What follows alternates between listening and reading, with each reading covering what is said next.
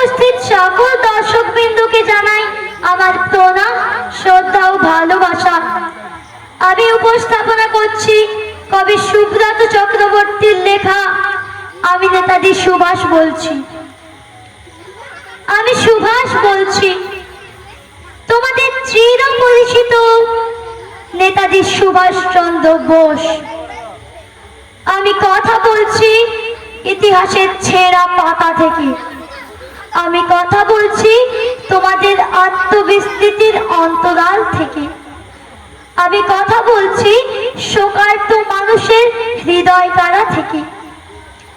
আমি তোমাদের বিবেক বলছি হারানো মনুষ্যত্বের হাহাকার থেকে। স্বাধীনতা প্রাপ্তির ৭২ বছর পর তোমাদের কাছে ফিরে এলাম কয়েকটা প্রশ্ন নিয়ে।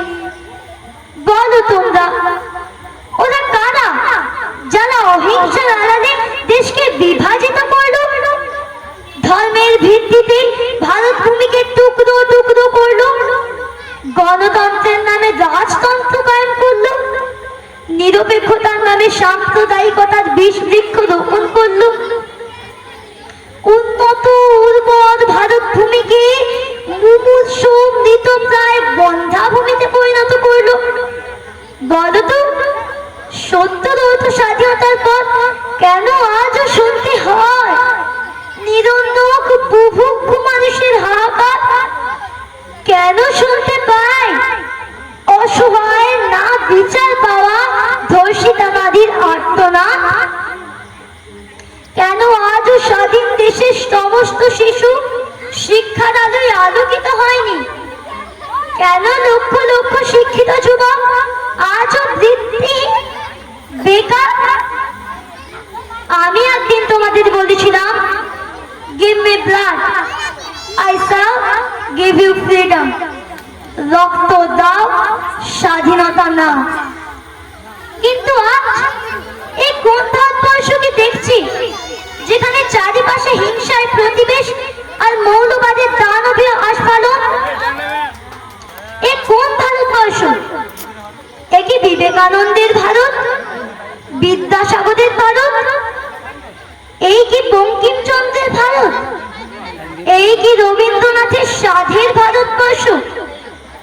এ কোন অজানা ভারত? এই জন্যই কি বিপ্লবীরা করেছিল প্রাণদান? এই জন্যই কি তারা গিয়েছিল দ্বীপান্তরে, দেশান্তরে? এই জন্যই কি তারা মায়ের জন্য বলি প্রদত্ত হয়েছিল? হে ভারতবাসী, গর্জে ওঠো তোমরা, ভেঙে ফেলো সব অচলায়ত, ভেঙে ফেলো সব বাধা, ব্যবধান, বিভাজন।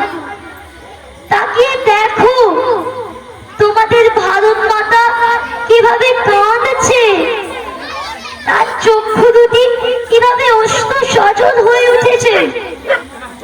মায়ের চোখের জল দুহাত দিয়ে মুছিয়ে দাও, ফিরিয়ে আনো সেই সোনালী ভারতবর্ষকে, সেই রবীন্দ্র নজরুলের ভারত আত্মাকে। সেদিন আমরা আবার একসাথে, এক সুরে, এক প্রাণে গাইব, বলো বলো বলো সবে, শতবিনা বেনু রবে, ভারত আবার জগত সবার শ্রেষ্ঠ আসন লবে। আমি সুভাষ বলছি, তোমাদের স্বাধীনতার দূত নেতাজি সুভাষচন্দ্র বোস।